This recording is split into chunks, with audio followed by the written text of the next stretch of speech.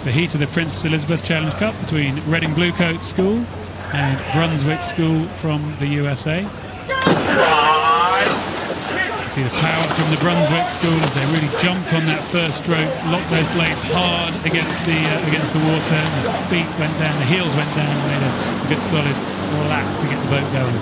Yeah, and they've got a significant weight advantage here. 88 kilos plays 70 kilos, and you could really see that from the first stroke. There really was a sense of power, and you can already see that they're pushing that out to a little bit of a lead as they come to alongside camera on a boat, just picking up exactly where the two crews are in 200 metres into the race, and already pushing out to a very strong lead, almost clear water it looks like from this angle.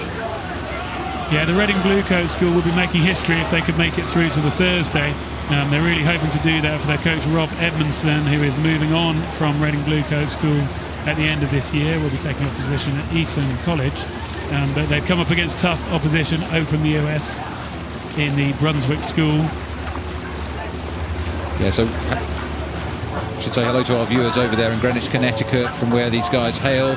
They've stretched that early start out into a commanding lead. You can see they've dropped their stroke rate, the number of strokes per minute, down to a more comfortable level, and they're sitting very relaxed and confident at this position as they go through the middle of the course, about halfway through the 2,112 metres of the Henley Royal Regatta course in this heat of the Princess Elizabeth Challenge Cup.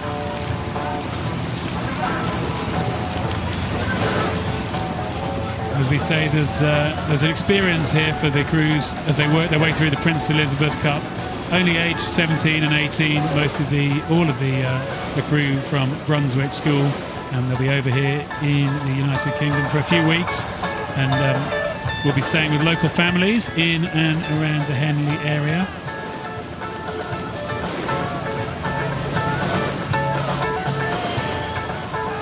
Yeah, they've got a very steady style here. You can see David Sobraro in the stroke seat there, 18 years old. And I like the way he's just swinging back through the stroke, giving an extra push at the finish of the stroke just before the blade comes out, powering it along. They are looking like a strong, powerful crew. As we said off the blocks, you could see that. Perhaps a little bit raw in their power, but it's one of the style differences you sometimes notice between the US and the British crews. A bit more raw power versus a bit more fluidity from the Brits.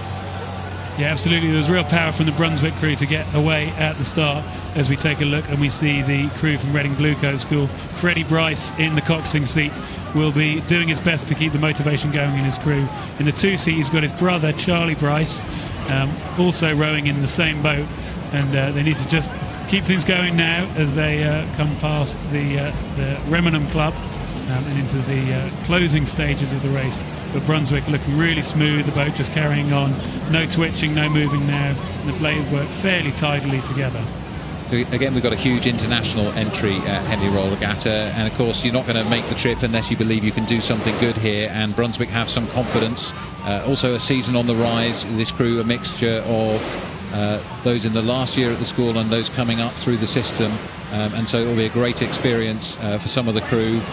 Young Christian Rufetbau, who is racing at Henley for the first time, and amazing to get to know the sport, he says, having started only in the 6th grade. Great to be here with some more experienced rowers, and really looking forward to racing, and this will be quite a moment for them as they come into the enclosures some lengths ahead of the Reading Bluecoat School.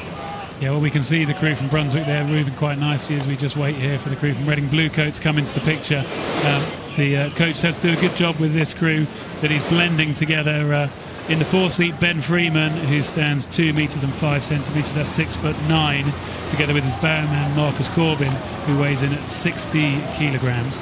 Yeah, more than half as large again, the foreman and the bowman. Yeah, and it's quite hard actually to blend a crew with that difference in physical geometry of the athletes together. So it does make it difficult, because if you've got that sort of length, it means you can row incredibly long, and it's very hard for the shorter oarsmen to match that sort of arc length. And then when you come into a pressure situation like this, I mean, these guys have really spent all their energy, and they've still got to make it the last 400 or 500 metres to the finish line. It's hard to keep it together, and you can see they really have thrown everything into it, and all credit to them. There's nothing else to do but push as hard as you possibly can to try to get back on terms. But a very cool, calm and commanding performance here from Brunswick. Brunswick will be enjoying their heat. They'll be enjoying their trip to the UK as we see them coming down towards the line. Boat number 134 will still be in the regatta tomorrow. That's the Brunswick School as they easy the oars, slap them down in the water and then put the brakes on so they can wait for the crew from Reading Bluecoat. As we see crew 147 from Reading Bluecoat cross the line, and unfortunately for them that number will be taken and they won't be racing tomorrow as we see that win for Brunswick School over Reading Bluecoat in the Princess Elizabeth.